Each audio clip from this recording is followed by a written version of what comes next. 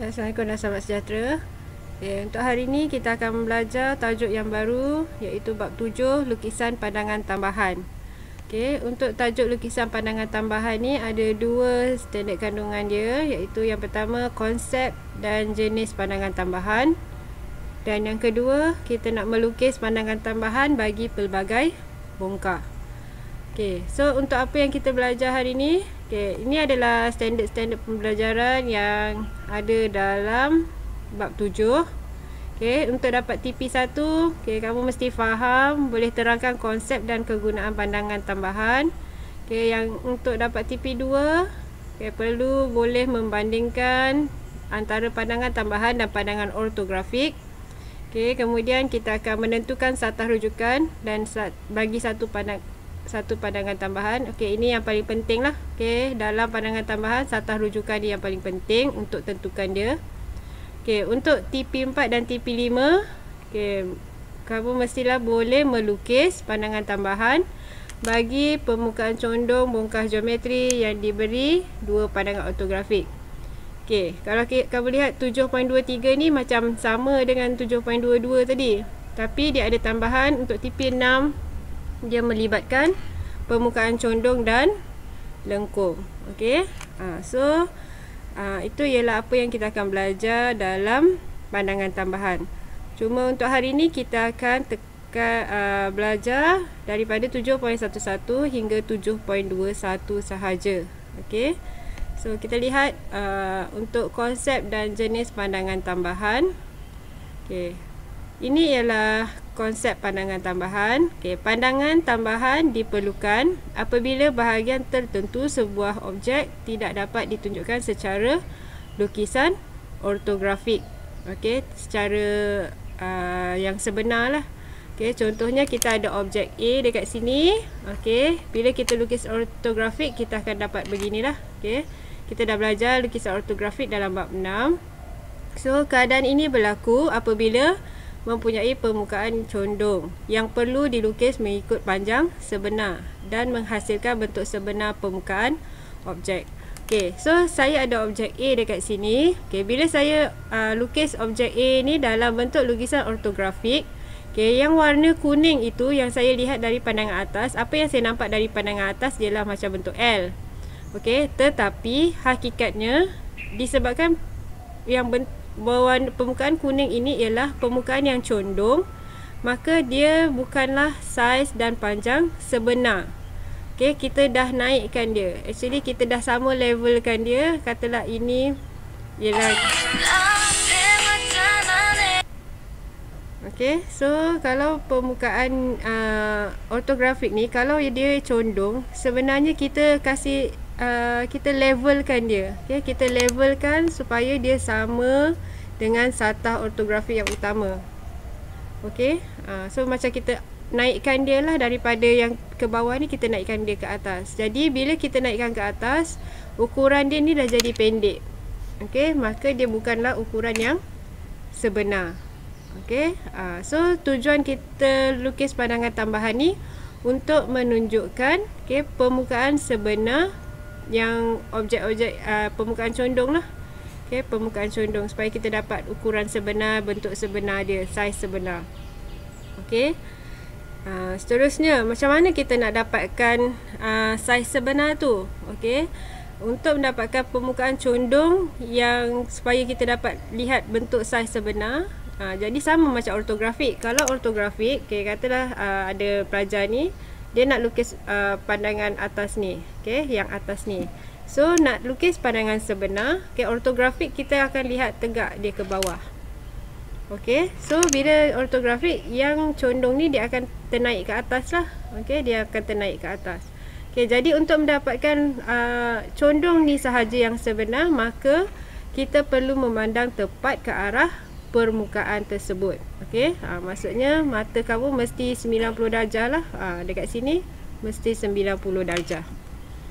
Dengan mata kamu. Jadi barulah kita boleh dapat bentuk, ukuran dan sudut sebenar.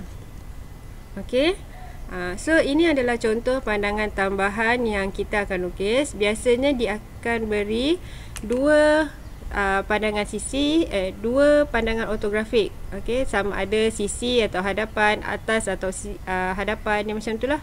Dia akan bagi dua. So kamu perlu lukis pandangan tambahan. Ini ialah pandangan tambahan. Ingat, kita nak tengok pandangan tambahan, kita nak tengok permukaan condong sahaja ukuran dia yang sebenar.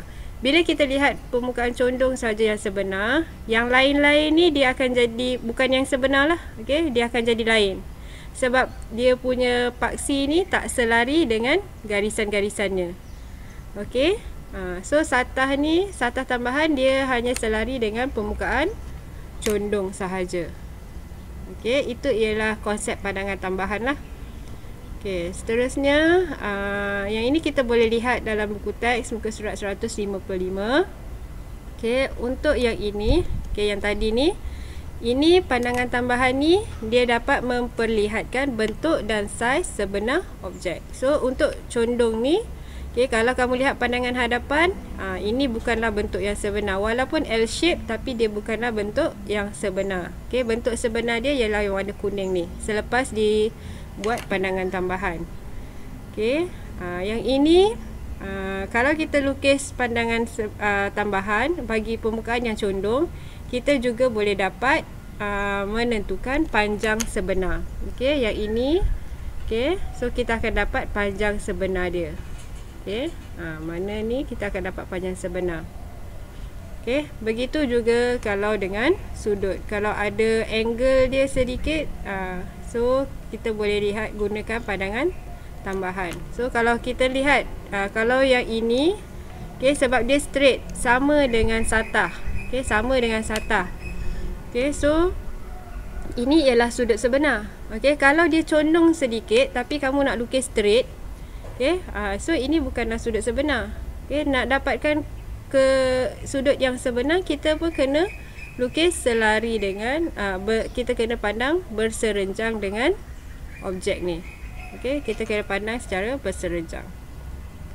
Okey, itu ialah konsep dia. So ini ialah perbezaan antara pandangan tambahan dan pandangan ortografik. So kamu kena kuasai ini lah untuk dapat TP2. Okey, so untuk pandangan ortografik, kalau kita ada objek B ni, so ini ialah dia punya lukisan ortografik dia. Okey, pada pandangan atas, okey, kalau kamu lihat pandangan atas, okey, ini, okey, yang ini semua sebenar.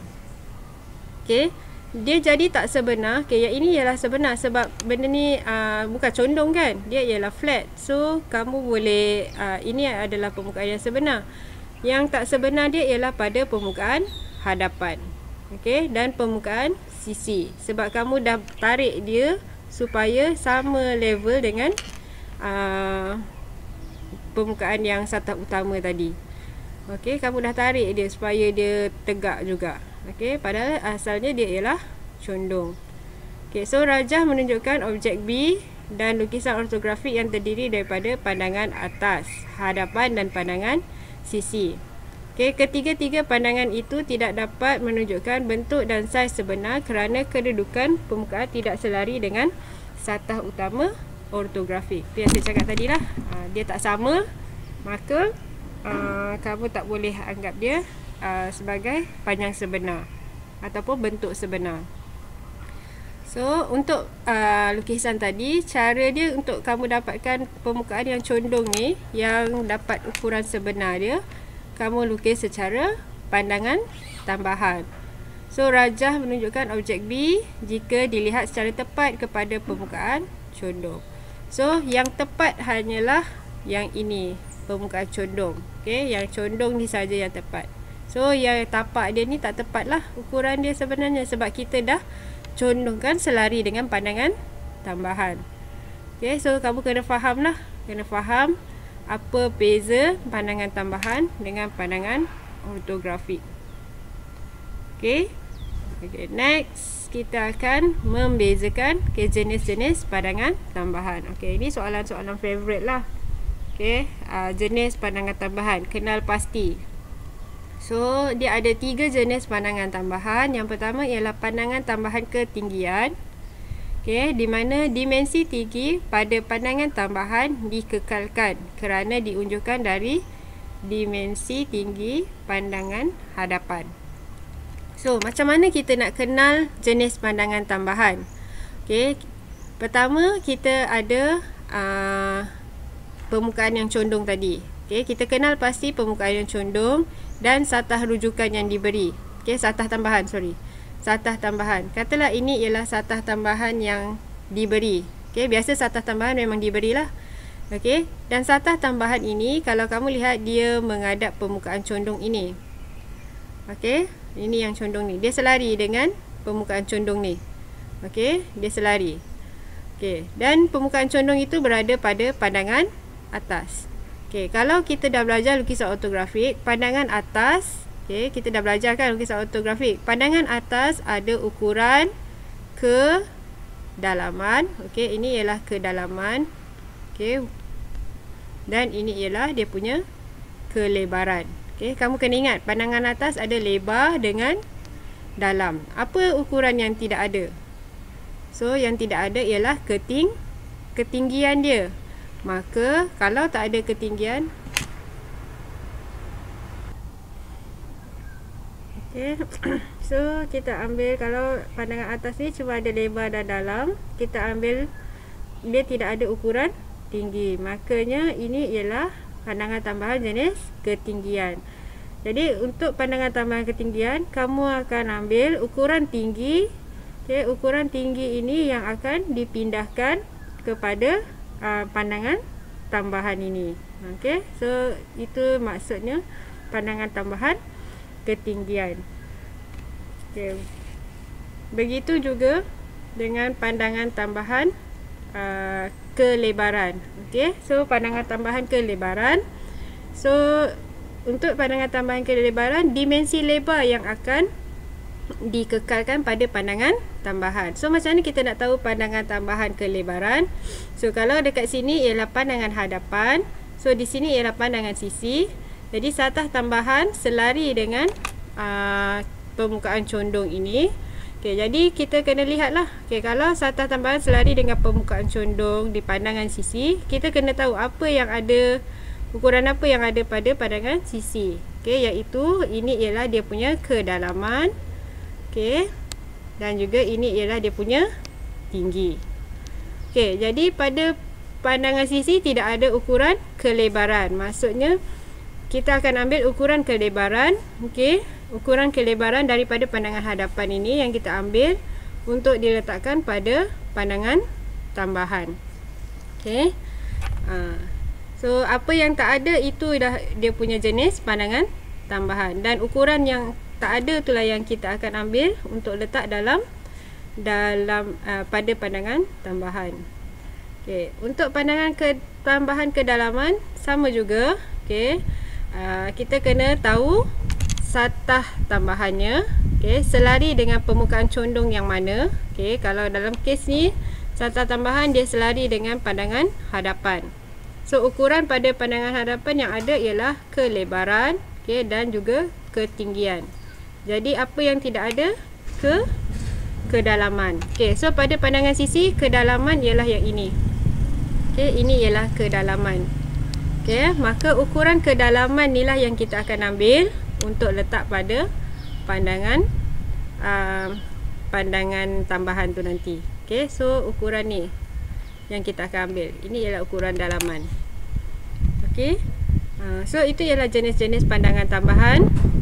Ada 3, pandangan tambahan ketinggian, kelebaran dan kedalaman. Okey, untuk yang seterusnya, ini yang paling penting bila kita nak mula melukis. Okey, 7.2 ialah melukis pandangan tambahan. So untuk melukis pandangan tambahan, sebelum kita melukis, kita perlu tentukan satah rujukan. Okey, kita perlu tentukan satah rujukan bagi satu pandangan tambahan. Okey, katalah begini. Okey, saya ada sebuah objek A. Okey, saya ada objek A. Okey, dekat sini. Okey, kemudian saya letak satu satah rujukan dekat sini. So, saya akan lukis objek A ni di sebelah kiri daripada satah rujukan. Okey, kalau kita lihat di sini, pandangan tambahan boleh dilukis berpandukan dua pandangan ortografik. Seperti yang saya dah beritahu awal tadi, untuk lukis pandangan tambahan, kamu perlukan dua lukisan ortografik. Okey, biasa soalan akan bagi dua lah, dua lukisan ortografik, dua pandangan ortografik. Okey, kemudian kedua-dua pandangan ini akan digunakan sebagai rujukan dan laluan unjuran bagi membina pandangan tambahan. Okey, so sebelum kita nak lukis, okey, kita kena tentukan satah rujukan, okey, dan juga jenis pandangan tambahan. Okey, kalau kita lihat dekat sini, okey, kita lihat yang pandangan ortografik. Okey, pandangan ortografik kita ada pandangan atas dengan pandangan hadapan. Okey, dan pandangan hadapan dia ada permukaan yang condong. Okey, di mana satah tambahan, okey, satah tambahan ni yang inilah. Okey, satah tambahan ni biasa diberi dalam soalan. Okey, satah tambahan selari dengan permukaan condong pada pandangan hadapan. Okey, so bila kamu dah tahu selari, kita tentukan jenisnya. Okey, so kalau pada pandangan hadapan kita ada ukuran kelebaran dan juga ketinggian. So apa yang tak ada ialah ukuran kedalaman. Okey, so kalau kita tengok jurang ortografik, so kalau tak ada ukuran kedalaman, maksudnya ini ialah pandangan tambahan jenis kedalaman. Okey, mana kita nak dapat ukuran kedalaman tu? Okey, mana kita nak dapatkan ukuran kedalaman? So kalau kita lihat pandangan hadapan, okey, kalau kita dah buat lukisan ortografik, so kalau pandangan hadapan ini dia punya ni ialah lebar. So di sini juga adalah lebar sebab kita unjurkan ke atas kan. Okey, unjurkan ke atas. So kalau di sini lebar, maka di sini dia punya dalam. Okey, pandangan atas ada lebar dan dalam. So maksudnya ukuran ini yang kamu akan pindahkan nanti. Okey, ukuran ni. Okey, ukuran kedalaman. Okey. So, untuk satah rujukan dia, kita nak tentukan satah rujukan. Kalau kamu dah tahu ini ialah pandangan tambahan kedalaman, okey, dan ukuran dia begini. Okey, saya tunjuk guna pen lain. Okey, ini ialah kedalaman. Okey, ukuran kedalaman. Satah rujukan ialah berserenjang dengan ukuran kedalaman tadi. Okey, sama di atas, sama ada kamu boleh buat di bahagian yang saya tulis SR ni. Okey, atau di bahagian bawah. Okey. So kedudukan SR, okey, satah SR tu satah rujukan lah. Kedudukan SR yang akan menentukan kamu punya kedudukan gambar pada satah tambahan. Okey, kalau saya padam ini. Okey. Katakanlah saya ada satah tambahan saya letak satah rujukan saya di sini. Okey. So pandangan tambahan saya berada di sebelah bawah begini. So saya punya ni, so ini saya punya S, ini saya punya R. So saya macam bawa je lah ke sini, transferkan dia ke sini. So lukisan tu akan berada di sinilah. Okey. Kalaulah saya punya satah rujukan tu saya letak di sebelah sini. Okey, saya punya S, saya punya R. Okey, dan lukisan saya berada di sebelah atas sini. Okey, bila saya pindahkan dia ke sini, okey, S saya dengan R tetap dekat situ. Okey, saya macam bawa dia pergi ke satah tambahan, tetapi lukisan saya akan jadi di sebelah sini. Okey, itu beza dia. Okey, itu beza dia. Jadi kedudukan satah rujukan tu adalah penting untuk menentukan kamu punya kedudukan pada satah tambahan. Okey, rajah pada satah tambahan. Okey, jadi nak tahu satah rujukan tu, jenis kamu kena tahu dulu jenis jenis pandangan tambahan. Kemudian barulah kamu boleh tahu kedudukan satah rujukan. Okey, kalau contoh ini ialah kedalaman. Okey, so satah rujukan berserenjang dengan dia. Okey. So, kalau kita lihat satah rujukan dibina selari dengan satah utama ortografik, manakala satah tambahan dibina selari dengan permukaan condong. So, pandangan tambahan dibina pada satah tambahan S tanda R tanda dengan merujuk ukuran pada satah rujukan. Okey. So, ingat, pertama nak tentukan satah rujukan, kamu kena tentukan jenis dia. Okey, jenis pandangan tambahan. Okey, tahu jenis dia. Yang kedua, kenal pasti ukuran dia dekat mana. Okey, kenal pasti di mana ukuran yang kita nak ambil tu. Okey. Kalau satah tambahan, dalam kes ni satah tambahan berada selari dengan permukaan condong, maka permukaan yang tidak ada, ukuran yang tidak ada pada permukaan condong tu ialah kedalaman. So, itu ialah kenal pasti dia punya ukuran kedalaman tu. Okey, yang ketiga, satah rujukan itu mestilah berserenjang dengan ukuran yang kita dah kenal pasti tadi. Okey, itu ialah starting dia lah. Okay, kamu mesti tahu satah rujukan dan satah tambahan. Okay, untuk hari ni sampai sini sahaja. Dalam kelas akan datang kita akan mula melukis pandangan tambahan. Terima kasih.